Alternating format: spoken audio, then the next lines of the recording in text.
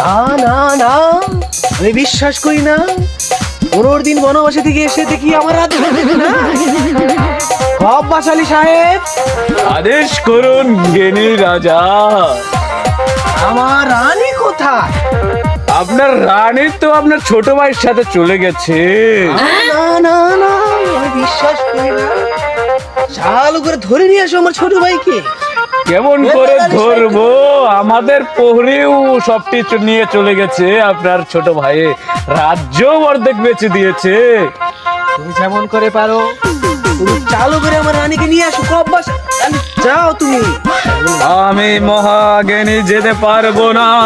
আপনার ছোট ভাই আমাদেরকে টাকা দিয়ে কিনে নিয়েছে।